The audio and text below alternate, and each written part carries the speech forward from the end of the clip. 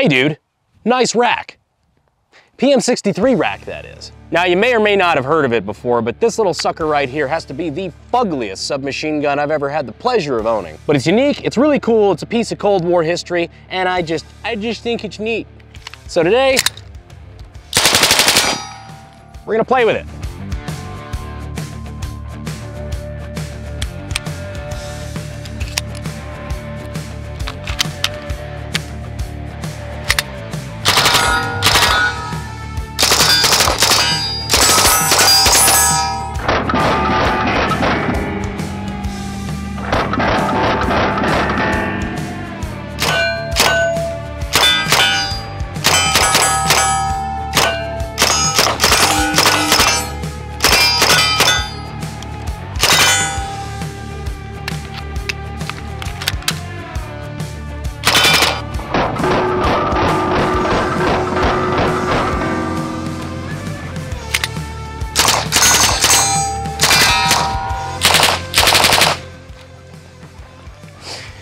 All right, I take back the fugly thing.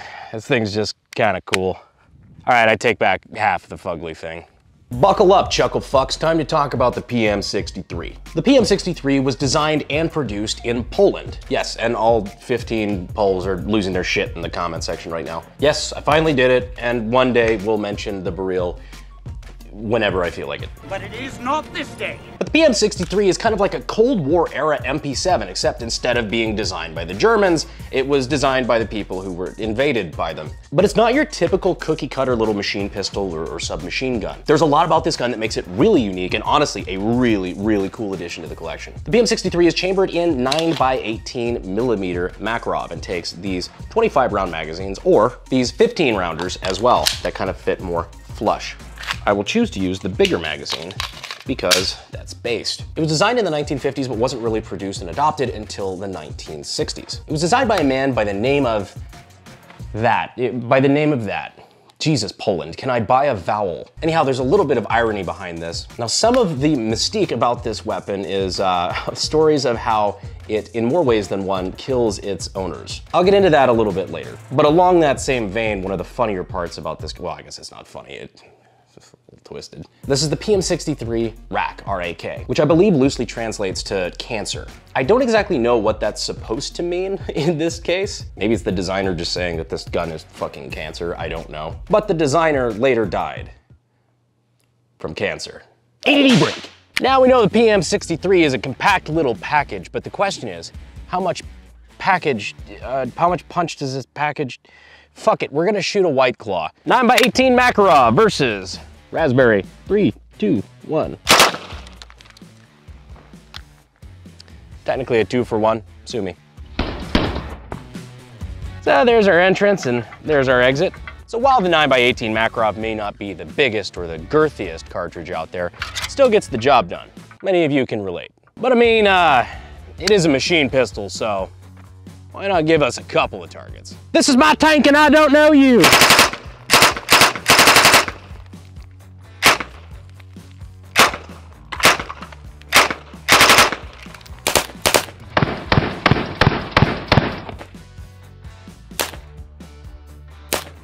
I love that fucking, that Pulp Fiction moment that just happened where I just fucking fanned the targets and didn't hit a single fucking one. Every bullet went in between those. That was, couldn't have fucking planned that if I wanted to, but hey, that's fucking life. Controlled pairs, controlled pairs. Well, you know, it took more than an initial volley, but yeah, they got hit, a lot of them, a lot more than once, so I think that did the job.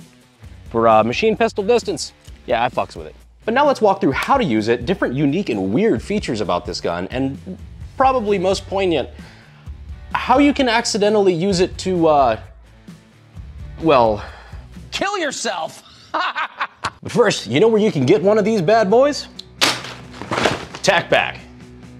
Just kidding, that would be hella illegal. TPack won't send you a PM63 rack. Totally not, they won't. What you can get is useful professional grade gears from tons of brands like Battle Arms Development, 9line, Reptilia, 511 Tactical, CMMGs, CRKT, Fab Defense, Mission First Tactical, and more. Gloves, Gucci BCGs, Kung Fu Pistol Grip. I swear to God, this wasn't my idea. Luscious AK Man stickers. Dead fucking serious. I didn't ask for that. They just, thanks guys. Sylvan Arms folding stock adapter. This 9-line sweatshirt and more. And the next TPack Plus box has $240 worth of shit in it. Shit isn't stuff, not like literal shit. And if you use the code AKGuy to sign up, you will get a free $60 box on top of it. Thanks to TPack for letting me sling more shit around my room in the middle of a video. Back to the content. All right, so how to use the PM63. First off, you pull it out of this super nice little holster here. It's the idea of just carrying around a machine pistol like this, just on basically a fucking drop leg is kind of entertaining. First thing you'll notice is that it is open bolt. So the bolt locks to the rear to be able to fire. Your magazine release is at the base behind the mag well. So you push this little tab forward and you can pull your magazine out. So with the magazine out and showing clear for safety, you can pull the trigger and see that the trigger actually drops the slide forward, allowing it to fire. It's got a fixed firing pin. The safety is right back here. So you see that red means dead, better dead than red. Red Dead Redemption 2. You have this little lever here that you switch over there and it actually locks the slide.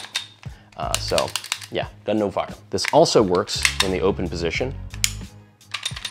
Locks the slide, can't fire. Now for this little folding vertical grip, which is really kind of neat, you just press this button here and it deploys like so. And now you too can be a gangsta. As for the stock, you see this little button right here, you push this and that unlocks the stock to be able to be basically just ripped out like that, kind of drops down, and then this swivels like so. And as shitty as that looks, it's honestly not super uncomfy. What is super uncomfy is how close this slide gets to your fucking eyeball. That is in my face, isn't it? That's comforting.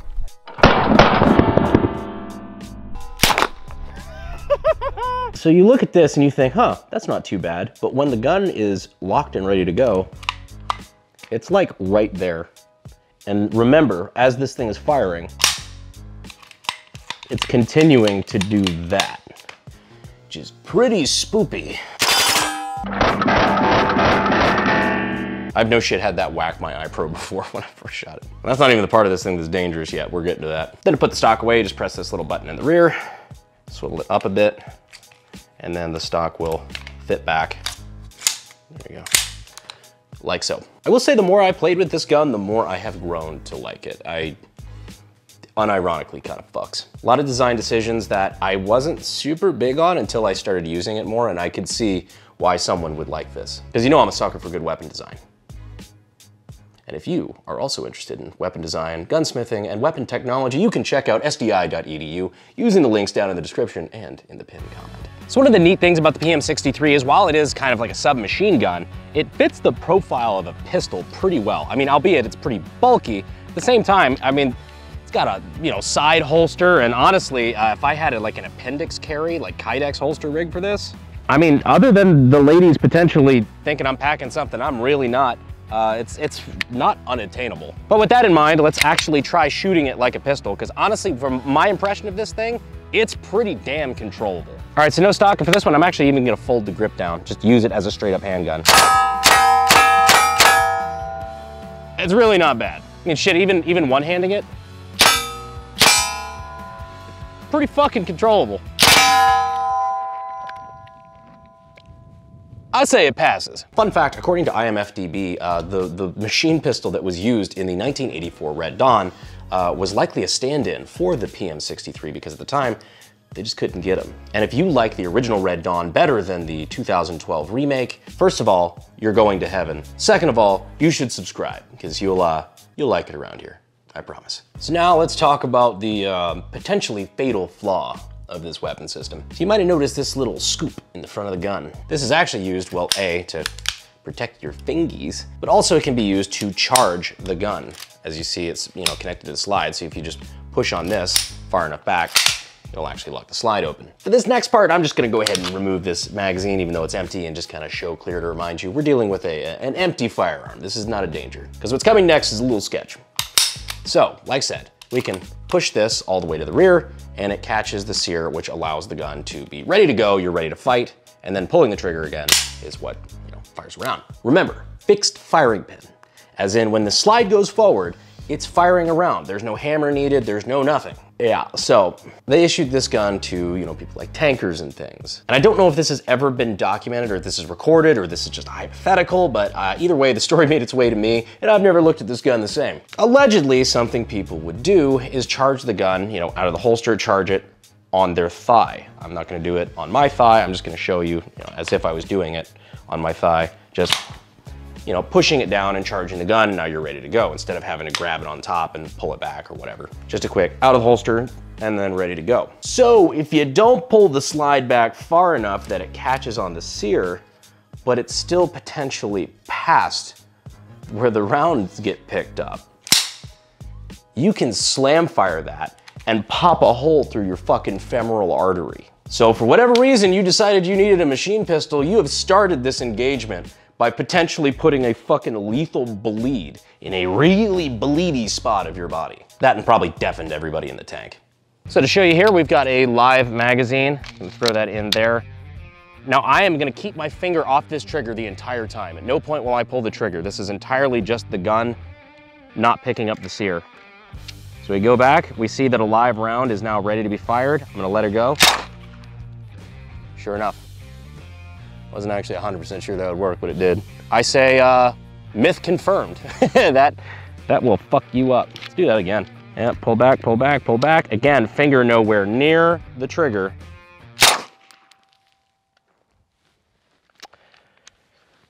That's pretty spooky dooky if you ask me. What's interesting too is that if this is folded down, it's actually a little harder